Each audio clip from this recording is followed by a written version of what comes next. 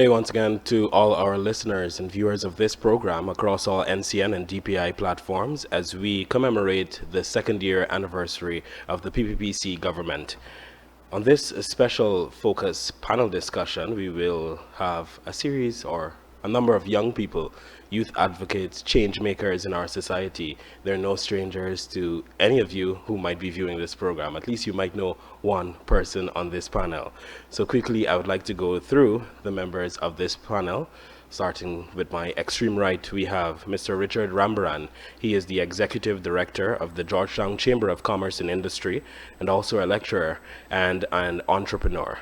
Sitting to his left is Mr. Joel Bagwanden, a financial analyst and no stranger to television. And to his left is Mr. Kadeem Gordon.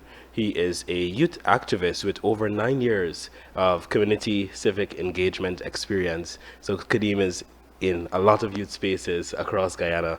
And we have Miss Keisha Edwards, she's a fashion designer, creative director, and owner of Shasha Designs. So thank you all for taking time out to be here as we commemorate the government's second year in office and also discuss a little bit about youth development and how we see it so far as it has been unfolding.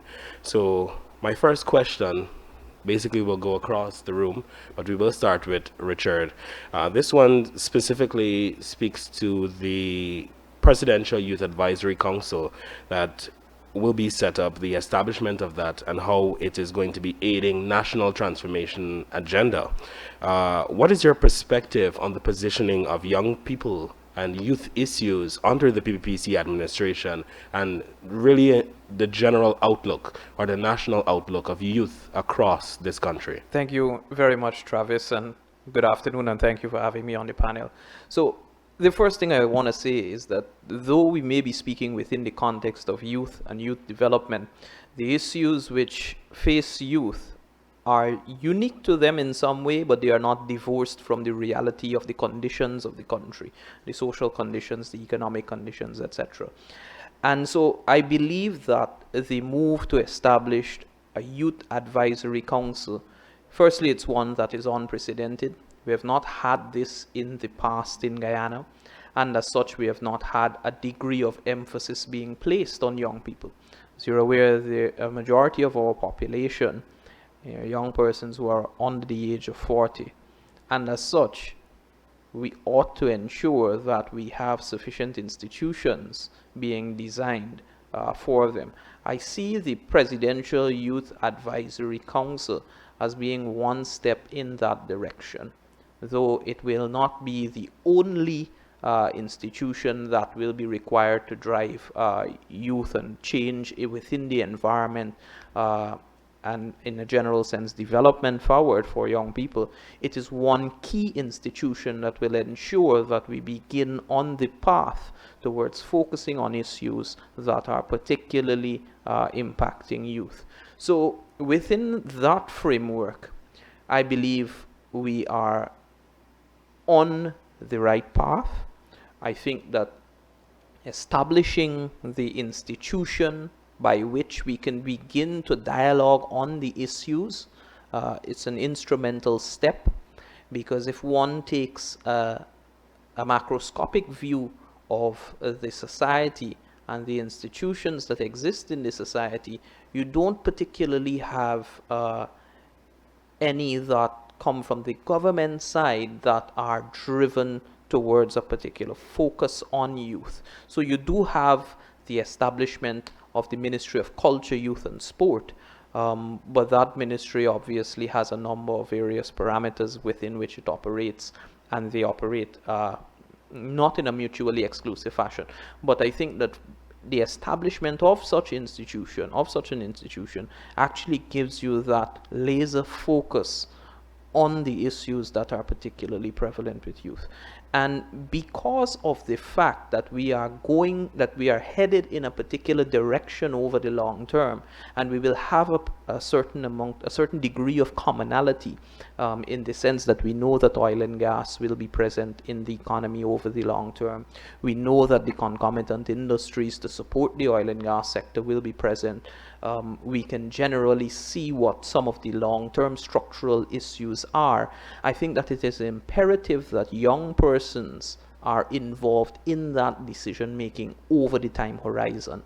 And I am particularly excited for it. It is something, as I would have mentioned, is unprecedented, and it certainly bodes well for the future and for the development of Guyana. Before I go to you, Joel, I want to bring Kadeem in here. With your wealth of experience in youth spaces, and Mr. Rambaran, he mentioned something there about creating or fostering that space for dialogue. Would you say, in your opinion, so far we have been seeing that? Would you say young people's lives have been transformed thus far? And if you could also add to what he had said in regard to the Presidential Youth Advisory Council. Certainly, Travis. Thank you first and foremost for having me this afternoon. Good afternoon, everyone. I want to start by saying, more so identifying a particular provision within our Constitution, Section 28 in particular, which states every young person has the right to ideological, social, cultural, and vocational development, and to the opportunity for responsible participation in the development of the socialist order of society. I believe the establishment of this Youth Advisory Council is certainly a right step, the perfect step in the right direction. And I believe that the government over the past 2 years, having talked this up for quite some time, is very serious about their intentions. I know just this year in Parliament, I believe it was $60 million was budgeted for the establishment of this council. And I don't believe any government would want to be disconnected from the young people. That can have far-reaching effects. And I believe that the establishment of this Youth Advisory Council is going to bridge that gap. The establishment of that Youth Advisory Council is going to ensure that there is a body, a council of people who are on the ground, who understand the issues of the young people, and they can properly represent that to the government. And I find that in my experience, it's always good to have persons who are connected to the young people, who are connected to the issues that the young people are faced with, would have that relationship with the government, because of course we would want to see those issues translate into policies for solutions, right? So I think this is the perfect step in the right direction, and I look forward to the work, and I look forward to the solutions that are going to be provided by this council. Joel, I want to bring you in here for your thoughts on the question, but I want to put a little touch into it because there's always that financial aspect that we can link it to. How do you see this, the investment in our young people, aiding the country on a larger scale, financially too, if you can? Thank you, Travis, first of all, for having me here. Thank you to DPI and NCN. To give you an answer pointedly to that question, you want a financial perspective. It's kind of, the answer is connected to what Richard said and what my colleague to the left said, where historically there was a time in this country, and still to some extent, but fortunately to a lesser extent, we suffered from brain drain. We've lost a lot of our talented people, skilled people, and this is validated in our labor force survey, which shows that of the total labor force, less than 5% of the labor force have a tertiary education, and tertiary education includes a first degree, a master's degree, and a PhD. If we take a master's and a PhD out of that equation, it's less than 1%. So that confirms that historic fact. Because of the trajectory now of the country, there is a concerted effort by government, by the policymaker of the day, to retain our youths. And to retain our youths, there are many things that you have to do, including creating the enabling environment so that opportunities could emerge, creating opportunities, creating that scope for development and advancement in whatever field they choose to so do. Importantly, as with respect to the institution, the government of the day recognize and understand the importance of taking a policy-making approach that is data-driven, that is driven by evidence, by studies, by analysis, by empirical evidence. And therefore, these institutions, which represent different stakeholders of society, and in particular here, the youth of this country, that is important to feed into policy making as, sorry, what's your name? As Kadim rightfully said, he wants to see those issues, adequately represented and find its way into policy making. Coming to the financial aspect, from a macro perspective as well as from a micro perspective. A few years ago, I was fortunate to work on a PhD research assignment, and that study was done on studying organizations in Guyana, and the theme of that study was on a concept called intrapreneurship. And intrapreneurship is where organizations have foster an intrapreneurship culture. That means, do they make provision and allow persons, the employees, to contribute to decision making, to suggestions, to enable innovative and creative thinking, research and development. If you look at companies, if anybody here, I see we have some youth here, I suspect they're students as well. If you look at a company like Google, you do a case study on Google and you understand Google's business model, right? A lot of Google's success is because it's driven by an innovation strategy, and their policies drive that. So why I'm saying this in the context of the financial perspective, when you take that concept and understand it in a deeper sense, and understand how the purpose of this institution, understanding the issues of youth from an entrepreneurial perspective, from opportunity perspective, so that youth could also on a bigger scale contribute to the development of the country. And so, as Richard referenced in his remark earlier, that we largely have a youthful population. Some countries have mostly an aging population, and those countries that have an aging population are in trouble, because if a country is to develop, you need people to develop it. And so it's a good thing to have a youthful population, because the youths, this generation of people bring a different level of dynamism, a different level of thinking, a different level of creativity, a different level of energy, which find its way into building high-performing organizations, making sound decisions that contribute to the overall enhancement of profitability, that then translate to national development, because as you have more successful companies, as more youths get into entrepreneurship, you create employment, you pay taxes, government use tax revenue to build up the country. So from that perspective, it connects so many different things, and it all come back to one ultimate goal, and that is national development. Ms. Edwards, I'd like to hear your thoughts there on really the positioning of young people. And I know that you're a creative, and we have seen a lot of creatives emerging over the last 2 years. So what are your thoughts in that regard? Well, first of all, good afternoon, everyone, and thank you for having me. First and foremost, I must commend the government for prioritizing youth concerns in its development agenda. By positioning youth issues high on its agenda, the government has energized the youth population and created a space for their participation, because youth participation has been shown to increase efficiency and promote better decision-making for the interests of young people, while fostering good youth development and a stronger sense of community. Now, since my career is built in the arts industry, I welcome opportunities like the Cultural Creative Grant, which I was a recipient of.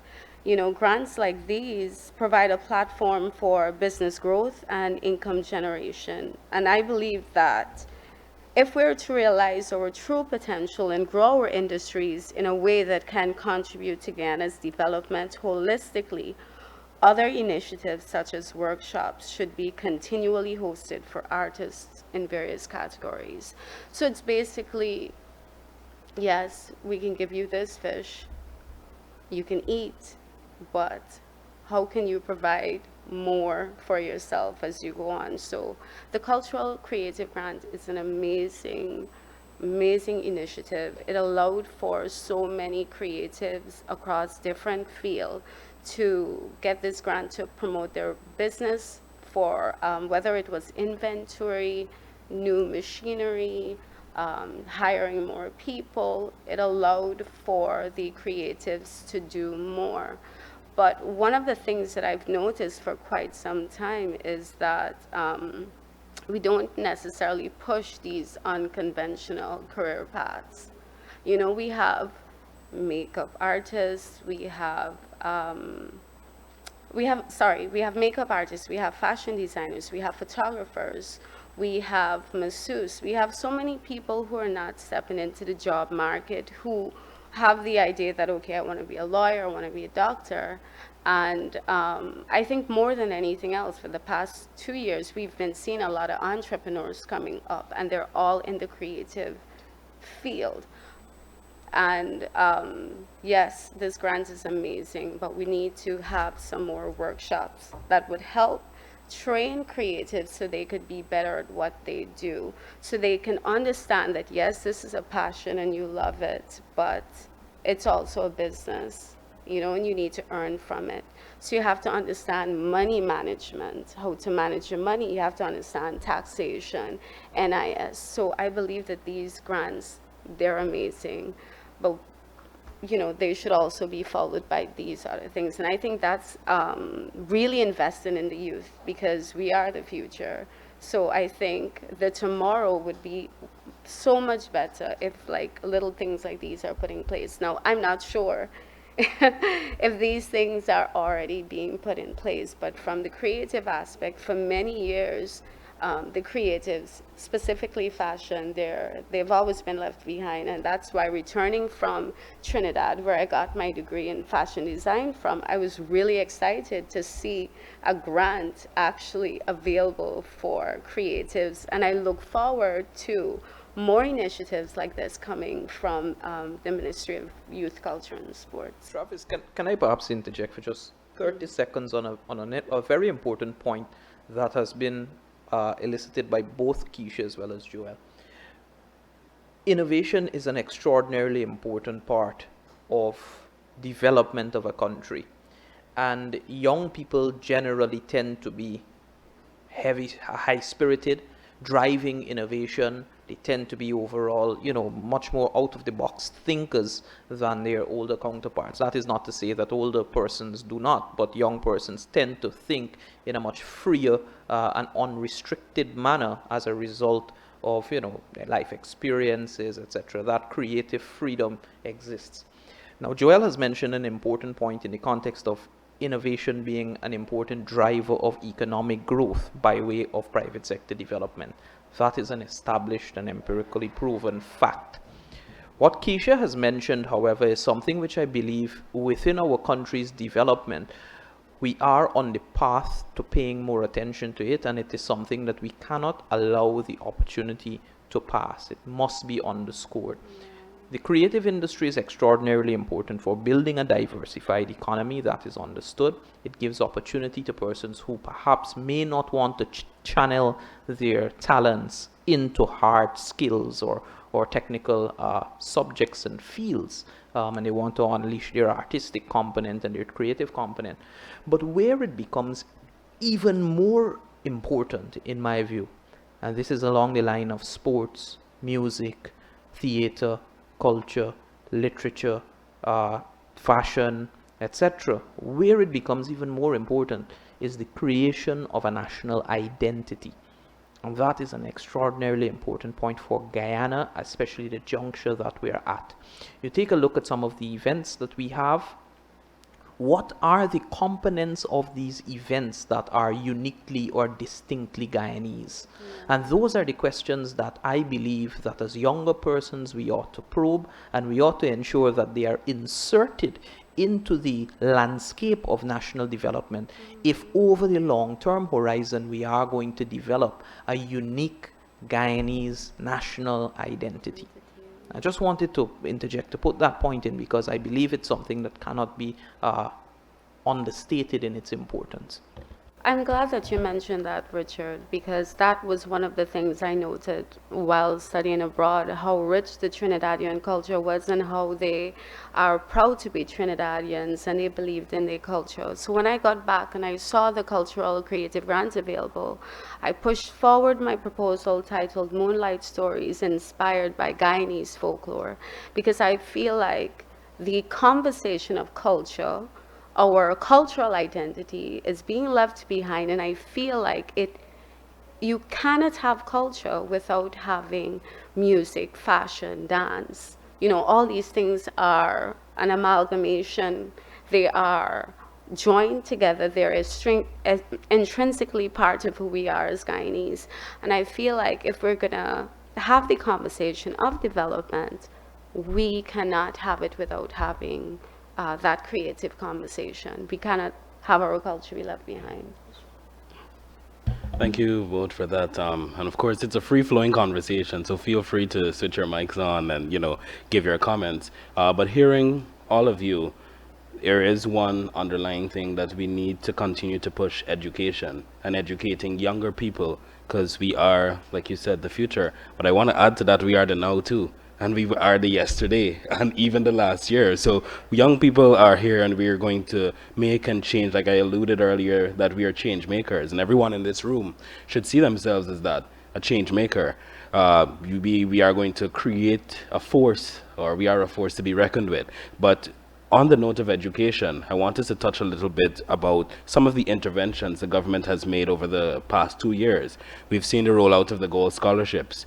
We've seen the programs, the Spotlight Initiative, and the many programs to benefit women, young women and girls. Can we talk about that in the context of development, in the context of where we are heading? How happy and satisfied are you that the government is making these interventions in education and that they are going to be sustained to not only benefit our generation, but the future generations to come? Perhaps we could start with you, Ms. Edwards, and then work our way around. With regards to the Golden Grow program, I think it was an amazing initiative. If I'm correct in what I remember, persons who did not have like all their subjects at CXCs, they were able to apply for programs to study, and that has never happened before. We live in, like I said, we live in a society that's very academic based. If you don't go to the right school, if you don't have the right subjects, then your future can look very bleak. So I felt that that was a great move. There's so many people that I know that applied for programs, and they were very excited about that, and that made me happy because now they can move on into society and apply for different jobs, feeling confident and comfortable that they were successful in this. Yeah. I want to add to that, Travis. I believe if there's anything to be lauded at this moment is the GROW program, the Get Ready for opportunities to work.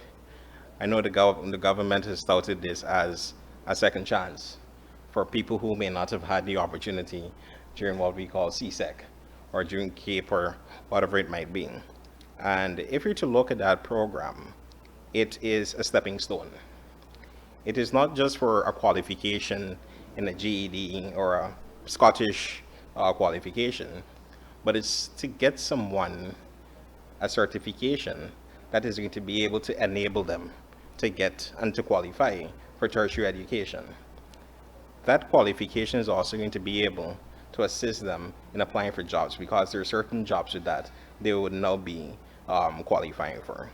And on the matter of equity in this regard too, what I'd want to touch into is the return of the Because We Care cash grant. I know for some time this would have stopped. I know the government back in 2014 would have started this, and we had that at about $10,000 per child. And I'm extremely happy to know that as of next month, the government is going to be going into all communities, all regions, to distribute cash grants, every single administrative region. And we're not looking at only the young people who are in public schools, but the government is also looking at young people who are in private schools. And it's no longer $10,000. That amount has increased exponentially. That amount has increased to $25,000 for the Because We Care cash grant, and also $5,000 uniform grant. And that says to me that the government is serious about education at every level. The goal, scholarships. This is not just going to offer someone a first degree or a diploma, but you have scholarships out there for young people, no matter which walk of life you come from, at the certification level, diploma, bachelor's, master's, PhD, right? So, these are the things that as a people we ought to be proud of. These are the things as a people that we ought to get behind and support. Because if there's any time that the government is investing in education, it's now. And it's now our opportunity to invest in ourselves and to take up those very same opportunities. Thank you, Kadeem. Joel, perhaps you share. So I'm just gonna continue from where my colleagues left off. So by adding a different dimension. So yes, it's a good thing, definitely. There's no doubt about that. And the equation, the statistics I cited earlier, now more than ever, we need to reverse that. 5% reverse it to now 90%, the other way around. And why is that so important? Because you need an educated population to drive development, to drive growth, to create wealth, to create prosperity. And there are so many other factors and so many other impacts of that, of investing in education and making access to and affordability to all of our people. And right now companies, not just oil and gas, I mean, a lot of these discussions oil and gas tend to dominate the discussion, so I'm not going to talk too much about what's happening in the oil and gas sector directly, but in other sectors, like for example, like my colleague to the right, he's an entrepreneur. I'm also an entrepreneur. I have a consulting firm, 2 consulting firms, and I have certain aspects of the work we do I outsource, for example, graphic designing and those type of stuff. And the guy who does my graphic, he's very talented, he's very skillful. I think he's one of the best that we have. He has done a lot of the magazines that we read, that we pick up and read. He has designed a lot of us here probably know the who's who in Ghana business directory. He worked for the GCCI magazine, I think, before he designed that. A lot of the big magazines and websites, he does a lot of those stuff. And he is so high in demand, and he's struggling for growth, because I asked him, I says, his name is Travis. I said, Travis, why you not hiring people to help you? You have so many work. Because I have so many work for him, and he takes a long time to deliver because he's constrained. He doesn't have the capacity. And you know what's the problem?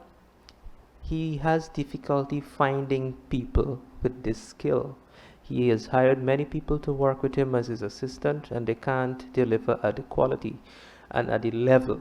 And so you can't take that risk to jeopardize the quality of your work, because it affects your brand, your image, and so it affects your business, right?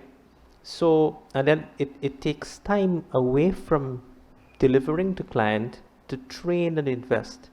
Okay, so there are 2 aspects of building skills. There is on-the-job training. There's so many resources that are free on the internet today that you can go yourself for free and learn and develop a new skill or enhance a skill. And then the formal education, the formal university and so forth. So this story that I, excuse me, this story that I'm sharing with you can be repeated multiple times for many organizations, large organizations, small organizations. Richard is the executive director for the largest chambers that has over probably close to 500 members now. He could probably tell you this authoritatively, struggling for capacity. So tying that to the scholarship program, 20,000, and hopefully that increases. The target this year, this 5-year cycle is 20,000. We need to increase that number. I'm also happy to see that within the next 5-year, free tertiary education. All these things are important because while it will take time to build our capacity, it's a cost to businesses. Because when we don't have the skill here in Guyana, we have to import that skill.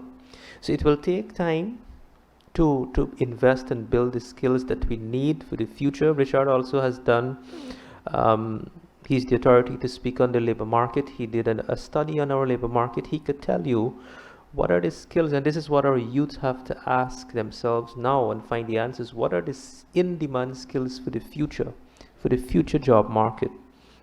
What are the future in-demand skills that I need to focus my studies on and to build? What is my niche? What skill set that I have that I could develop and position for the future? So now is the time where a lot of the foundational work needs to be done. All of this is part of the foundational work to prepare for the next level of development, because if we don't do that, it's going to cost us a lot. On a micro level, it's going to cost companies to import labor, because when you import labor, you got to find accommodation for them, you got to compensate them for the economic displacement that they were accustomed to in another country, and those are opportunities we or people here should be benefiting from. So these policies, these scholarship programs, and all the entire initiative on the education strategy of the government of the day in response to that problem, that challenge, is important to meet that objective. Right before you go, I just want to mention Coursera. One of the first things we saw the government doing, signing that agreement with Coursera, and then coming to the private sector and recognizing it. For far too long, we have only seen qualifications as CSEC.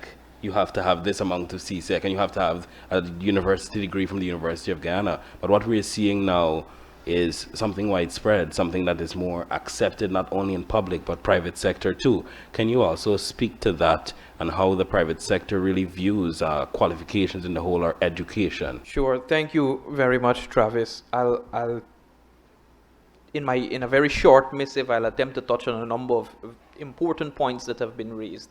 The first that I want to say is that we cannot ignore the obvious reality of oil and gas in Guyana and what the petroleum sector is doing as it relates to internationalizing essentially our economy and our country and the exposure that we have. You think about it in a practical sense. In years gone by, you would have had a situation where for a country to have to attain standard or attain a particular certification, they would have had to be involved in the export market. Now I say to firms and I say to all young people that the international market is right outside your door.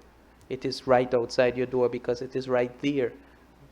We no longer have to struggle for persons to come to Guyana. And as a matter of fact, from 2016, you saw a phenomenon happening in Guyana where in the first time in recent history, and perhaps even over the long trajectory of history, you had the net arrival rate of visitors to Guyana being positive. That is to say, more persons arriving in the country than leaving Guyana. And that is something that is phenomenal and proves to be a tremendous opportunity for persons here. There are a number of things that I would want to say on this particular matter because I'm passionate about education. As you introduced me, I'm a lecturer also, and I've taught thousands of students over the years. And to see that the government of Guyana is placing such a degree of emphasis on education as a sector is something which is heartwarming. The reason why is that I remember about 8 years ago, or the reason for me, rather, that I see it as being extraordinarily important. About 8 years ago, I had written a paper called Determinants of Economic Growth in Guyana.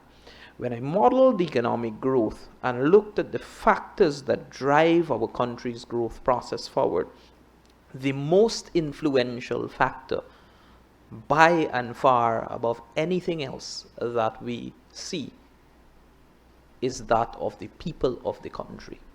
The human resources of the country, or as we say in economics, human capital. I don't like that term. I say the people of the country, the citizenry of the country, Guyanese people are the most important. And it is for that reason, and for persons being the greatest contributor, that we have to pay keen attention to what has happened historically, and Joel alluded to it rightly, and look at what the government is doing within the current context to be able to understand how important it is. We had suffered in the past. I could remember when my father would have done his master's degree. There was not a single educational institution in Guyana that offered a master's program. And as such, you had to migrate and do it temporarily. But as I can be certain, there are hundreds, perhaps even thousands of educated graduates year after year after year coming out from the University of Guyana who in the past would have had to migrate from Guyana to do a graduate program, who would have subsequently found a job in another country, in a developed country or perhaps a rapidly emerging economy, and that would have caused a pull factor for them to stay in the country. Now, we have to understand that so as to mitigate that brain drain, the existence of an educational sector in Guyana becomes even more important. The GOAL program in particular is such a fantastic program because it no longer means that you have to leave your country, and now in the GOAL program's case, even leave your home to have graduate education and even beyond to the terminal degree of a PhD. It means, therefore, that we have created a sufficient incentive for young persons to stay in the country, to remain in the country, and to help to drive economic growth forward. And, of course, in a concomitant sense, economic development. Because, after all, the people are the greatest determinants of where we go and how far we reach. What I particularly like about not just the GOAL scholarship, but what the government is undertaking in terms of its educational program, is the fact that it is so diversified. No longer are we paying this stringent attention to only you have to become an attorney, you have to become a medical doctor, perhaps an engineer, in worst case an accountant, and nobody even talking about an economist, etc. You now have so many options that the young person in this country can aspire for more. They can aspire to fulfill their dreams. You now have young persons like Keisha Edwards who will no longer have to go to another country to be able to undertake their training in a particular field that they're passionate about. That can be offered here in Guyana. And the partnership with Coursera, not just by government, but also with recognition of the private sector, proves to be a step that is ultimately important in building a knowledge economy. Why? Because we are living in a very dynamic time. And it is not a case that you may always need to go and do a bachelor's degree to upgrade your skill set. It may not be the case that you will always have to go do some new diploma or a master's program to upgrade your skill set. But a course on Coursera will give you the relevant knowledge. A course on Coursera will give you the exposure. A course on Coursera represents that you are a self-starter. And I think that that is a common trait throughout many young persons here in Guyana. And so, Travis, I know that I've been a bit lengthy, but I think that because there is such an emphasis being placed by government on the educational sector, it is something that we cannot once again understate its importance, not only for the long-term development, but in ensuring that each and every person in this country lives a fruitful, rewarding, and fulfilling life. Thank you for that, Mr. Rembrandt. You mentioned a key point there, and also you, Ms. Edwards, that no longer are we creating doctors and nurses. People are looking outside of that. And case in point, as we go into our next topic of discussion, basically, it would be agriculture. The way that government is placing agriculture at the forefront. Specifically, we have seen the Agri-Investment Forum and Expo that was just had. We also had Guyana's participation in AgroFest in Barbados. There's the the Youth in Agriculture initiative under the Ministry of Agriculture. And even me, I'm thinking about getting into agriculture because it's lucrative. It's about food security. It's about achieving Vision 25 by 2025. It's about sustainable living and so much more. Can you share with me your perspectives on how you see these measures or efforts the government is making for us to once again be the food basket of the Caribbean, for us to be self-sufficient, for us to understand that there are careers outside of the norm? And, oil and gas has taught us that too. But we'll get into oil and gas in a few. But I want us to talk specifically on agriculture and how you view it. Perhaps, Mr. Gordon, we can start with you. Sure, Travis. I'm happy that you brought that up. And honestly, what I'd want to share with you is that I am of the conviction that young people are now, more than ever before, being given the tools, they're being given the resources, and even the strategic guidance, right, to not only exponentially develop themselves and their families and their communities, but also to catapult the development of our country into a new age. And I'd even go further to credit this to the Dr. Mohammed Arfan Ali administration, for leading and, specifically identifying and employing these initiatives. I believe that with the extra push and extra leadership in agriculture, it has been a tremendous one for our country. I dare say we have become the envy of the Caribbean, of the region, because a lot of countries are looking to see what Guyana is doing. We had an AgroFest, and again, Barbados, had another AgroFest just after us. And people are so excited to see all the things that are going on.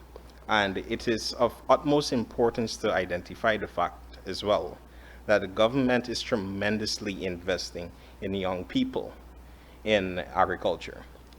And we see this in not only the program which would have been identified as the Agriculture and Innovation Entrepreneurship Program, but we also see this extending beyond the University of Guyana and the Guyana School of Agriculture to now I would have seen today the schools, where the shade houses, I believe, a new way in which you can actually employ certain agricultural practices and so on, is being taken into secondary schools.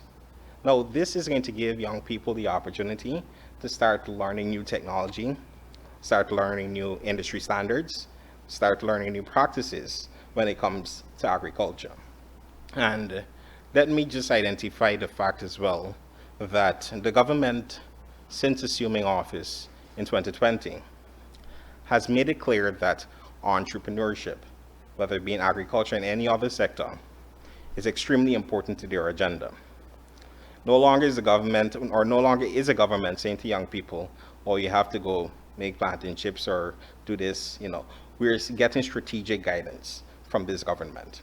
This government, upon assuming office in 2020, the small business grant, which used to be $200,000 per person per business, has been increased to a whopping $500,000 limit.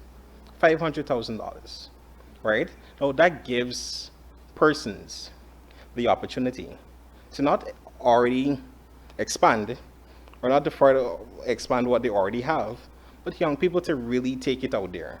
Young people to really build on an idea.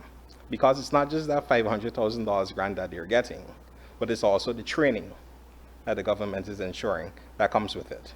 So in agriculture, they're going to learn about best practices. I see a lot of companies, a lot of farmers now are looking into the technology drones to fertilize, as opposed to the actual manpower, because this is a little more productive, and this can help in terms of the time. So I believe that the push in agriculture is a push in the right direction. I believe that all eyes are on Guyana as to what we're doing in the agriculture. And I also believe, I am of the conviction once again, that young people are the center of the government's agriculture agenda, and we need to keep it that way. Thank you, Mr. Gordon. Ms. Edwards, would you care to share?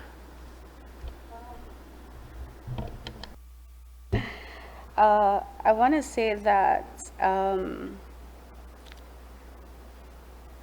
it is more than just investing in youth.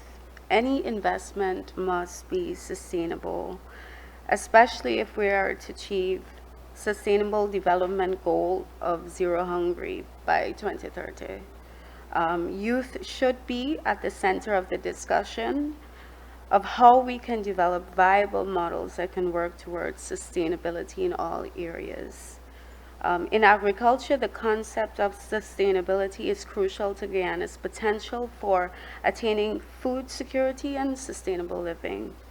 In a world where we continue to face the challenges of climate change and recent global economic hardships brought on by the pandemic, initiatives such as these that encourage the development of skills where our young people can contribute to Guyana's food security is critical.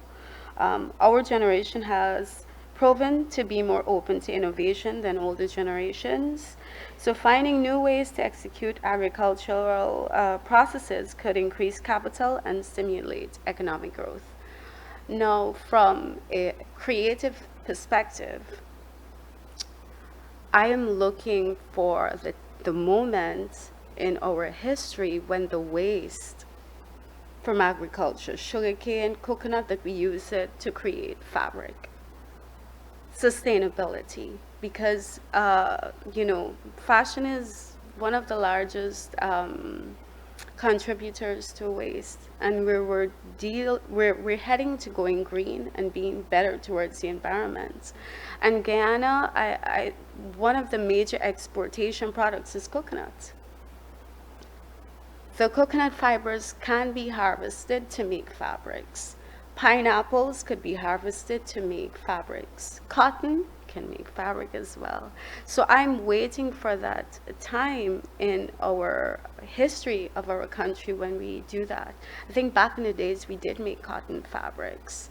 So to see that done again, imagine if we're creating our own fabrics, being the breadbasket. The scale in terms of the economic power from just that fashion industry, people throughout the region just getting fabrics from us, I think that would be a good thing. So for me, I'm, as a fashion person who wants to be good to the environment and wanting to create garments that last long, that is not harmful to the environment, a move like that is something that I look forward to. And I know it's going to be expensive, but now is the time to have the conversation started in that regard. Thank you so much, Ms. Edwards. You taught me something there. Did not know that. Mr. Rambaran, perhaps we can hear from you. Yeah, sure. Thank you very much. Three very important points couch the discussion on agriculture. The first is what Keisha rightly alluded to with SDG 2, being zero hunger. The second is the regional construct and regional objective of the reduction of the food import bill by 25% by 2025, becoming more self-sustaining as a region. And then the third is the fact that 50% of our food that we consume is produced in country already. So we're starting from a disposition in Guyana where agriculture is not only historically important, but within the current context, it is important. Kadeem would have mentioned a very important point also, in the sense that the infusion of technology into modern agriculture becomes instrumental in ensuring that growth happens, in ensuring that we have a better country. How is that so? Of course, everything we do at this point is governed by some technology to support it. The first is that it's an increase in productivity. And an increase in productivity might just seem as a cliche thing, but we can do much more with less resources by infusing technology. What it also does is eliminate something that I would have been chatting with Joel about earlier. It's a labor continuity problem, in the sense that when you have a farmer that is farming without a sophisticated technological apparatus, and that farmer is a very labor intensive farmer, he is depending on traditional methods, etc., you will find that that will not be as attractive to young people as it can be. And additionally, those persons who are engaged in that type of activity, absent of technology and using traditional methods, do not want their children to be in agriculture. They want their children to be in something else. Because they say, I don't want my kids to have to work as hard as this. But agriculture does not have to be hard work. It does not have to be the back-breaking work as it was perhaps 100, 150, 200 years ago. So infusing that technology into agriculture and the agricultural sector takes care of that labor continuity problem that can happen and has been evidenced in many other societies in the past. The third, and I won't elaborate on it, is the fact that we need to begin to move towards some degree of upcycling and ensure that we create a strong circular economy. Keisha would have touched on that in a very instrumental way, and I don't want to elaborate on it too much more. Additionally, I believe that food and the push towards agriculture creates a certain degree of resilience in our economy. What's happening globally at this juncture demonstrates that it is of paramount importance that we are not heavily reliant on external parties for what we consume as basic commodities. You take, for example, Russia and Ukraine are the first and the fifth largest producers of wheat, respectively, in the world. Now, countries in Europe at this point are facing food inflation, which is much beyond the headline inflation, and they have no control over it because their economies are so dependent on those two particular economies, and they do not have a sufficient process internally to produce. I think that we are at a good juncture in that sense because we, of course, as I would have prefaced my remarks by saying we produce 50% of what we consume. We can accelerate that and make that perhaps even 75%, 80%. And it will obviously benefit us in the context of foreign exchange and foreign exchange savings from an economic aspect. But for me, most importantly, it goes back to the people of the country. Why do I say so? I believe that in Guyana we have a high quality of food that we oftentimes do not take for that we take for granted until we visit other countries and realize that the quality of food that we get here is very high. I think in the future, however, when we speak about human development and we speak about development of people, one of the main things that we will need to address is the nutritional construct of what people consume. We know that historically in Guyana we have been heavy consumers of carbohydrates, a limited amount of protein, and we have of course thrown in fats at our disposal and of course being influenced by Western societies, etc., on the construct of what we eat. But I think that as we move forward, let me just track back a little. Part of the problem with that is that you end up with a society that has a proclivity to non-communicable diseases, and a high prevalence of NCDs will put pressure on your public health system. Quality nutrition will ensure that we have an increase in life expectancy, an increase in the strength of an individual, and thus over the long term his productivity and how well he can contribute to the society. And it also means much less pressure on the public health infrastructure. And so there are multiple dimensions that we have to examine regarding food and agriculture in Guyana, but I think that the emphasis that we are placing on it at this point, it has become a self-evident truth as to why it is we have to place that evidence on it. And so those dimensions, the conversation can go on. Travis, you and I can host one program alone to talk about that, because it is of such vital importance and the lifeblood for our country. Thanks, Mr. Ambaran. Yeah, and I know we are coming down to time, but Joel, I'd like to hear your... The agriculture initiative of the strategy that His Excellency the President is leading, and is also charging the lead regionally. I'm contextualizing or I should say in the perspective of the Agro Invest Forum we recently had. The goal of that initiative is 25-25. 25% by 2025. 25% of what? 25%. The goal is to reduce the regional food import bill by 25% by 2025. And so you need a regional approach to do that. Guyana is taking the lead. And so, as my friend to the left rightly said, there's a strategic agenda to achieve that, and we are seeing tangible actions being undertaken. What does that translate to?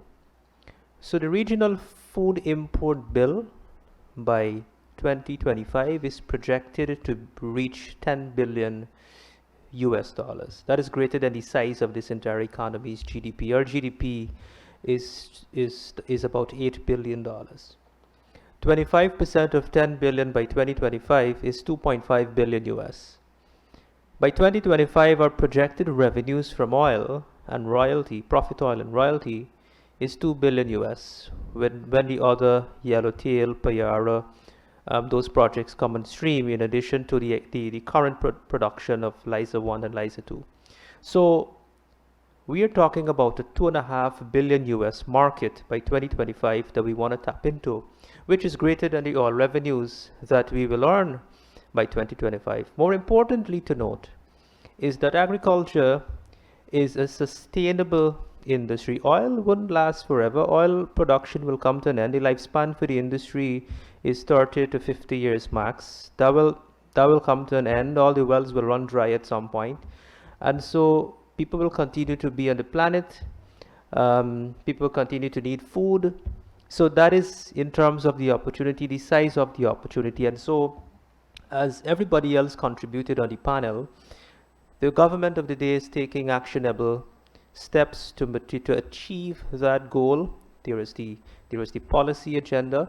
And what we have to note as well that is equally important is that traditionally agriculture was seen as from a farming perspective. Now, with youth in the equation and that different level of dynamism, that different level of innovative thinking and entrepreneurship in the mix, we now have to move beyond thinking like farmers and start to think like entrepreneurs. How do we build a business model? How do we start a business? How do we enter into a business partnership to tap into that $2.5 billion market that is coming? Thank you so much, Mr. Bagwan. Then thank you all for taking time out to be here.